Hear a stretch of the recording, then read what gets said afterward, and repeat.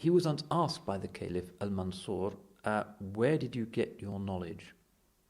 He's trying to get him to make a political statement. Again, it's a kind of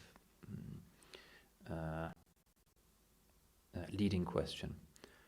قال عن أصحاب عمر عن عمر وعن أصحاب علي عن علي وعن أصحاب عبد الله عن عبد الله وما كان في وقت ابن عباس على وجه الأرض أعلم منه. So he said, I got my knowledge from the companions of Omar, who got it from Omar, from the companions of Ali, who got it from Ali, from the companions of Abdullah bin Mas'ud, who got it from him. And in the time of Ibn Abbas, there was nobody on the face of the earth more knowledgeable than him. So compare this to what we've learnt about Imam Malik's rootedness in the Sunni practice of the faithful people of Medina, and in Imam Shafi'i's travels and his acceptance of Malik's fiqh, and then his understanding of the Hanafi position on Ra'i and reason, and his ending up finally in Egypt. Abu Hanifa is also, although he's earlier than Imam Shafi'i, he's the teacher of Imam Shafi'i, taking from these different sources. Taking from Omar, that means Medina. He's taking from Ali, basically that means Kufa and southern Iraq.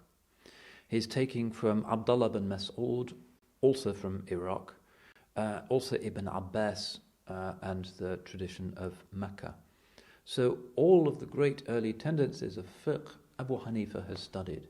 And because it's from such an early period, he studied with the pupils of the Sahaba who founded those schools of fiqh.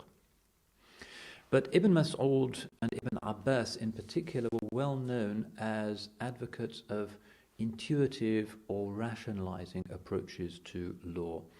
And this is very important, particularly in the development of fiqh and sharia as it happens in southern Iraq. His own teacher Hamad had emphasized the need to trust reason. Ibrahim al-Nakha'i, one of the great tabi'in of southern Iraq, in a sense, in his fatwas and his fiqh, the closest of all of the early scholars to Abu Hanifa, somebody like Shah Waliullah Dahlavi and other late Hanafis are saying, really it's the same thing. Abu Hanifa's fatwas are the fatwas of Ibrahim al-Nakha'i.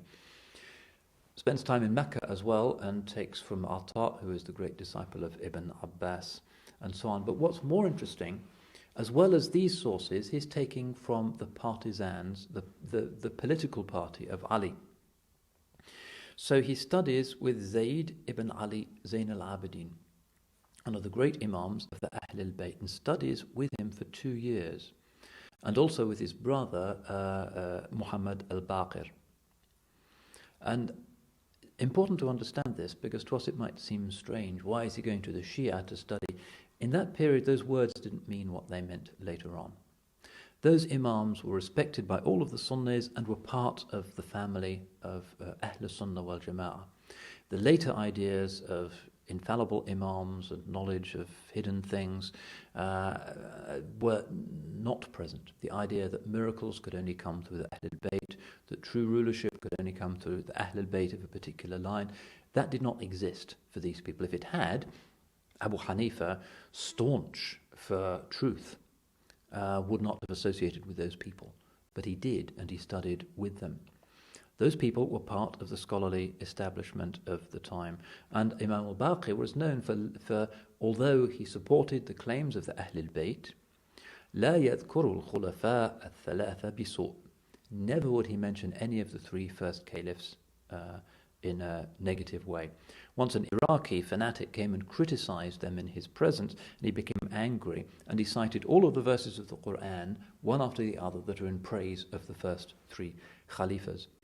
So Imam al-Baqir teaches him. He also teaches al-Baqir, who narrates certain fatwas from Abu Hanifa. Al-Baqir's son, Ja'far as-Sadiq, who is almost exactly Abu Hanifa's age. In fact, they're born within months of each other. They're born in the same year. And they seem to have had kind of close friendship and affiliation. They also have this close scholarly relationship, and all of the Sunni Imams revere Imam Ja'far as-Sadiq, who transmits hadith, is a reliable hadith transmitter.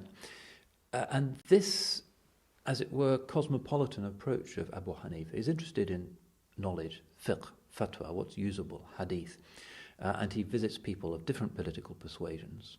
He doesn't accept a salaried position from any government, or Umayyad or Abbasid, so he's free to wander and to visit any majlis he chooses.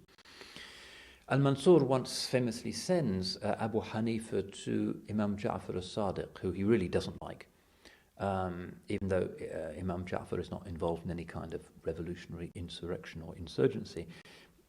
He's living in peace. The Caliph wants to catch him out and to prove that he's inadequate as a scholar. So he asks Abu Hanifa, find the 40 hardest questions in the whole Sharia and go to Ja'far al-Sadiq and ask them. And he answers them all, one after the other, explaining which jurist he's taken them from. Some he's learnt from the scholars of Medina, others are Syrian positions, others are from the people of Iraq. And Imam Abu Hanifa, after that, says an interesting thing. He says the most learned scholar is the one who is best informed of the differences of opinion amongst the scholars. That's why he venerates Imam Ja'far al-Sadiq, because of his respect for the different fatwas of the different scholars. His Ja'far al-Sadiq is narrating from people like Nafi' and Zuhri and some of the great tabi'een. Sometimes Abu Hanifa gets his knowledge of the position of the tabi'een through Ja'far al-Sadiq. Imam Malik also narrates from Ja'far al-Sadiq. He's just part of the intellectual world of the time.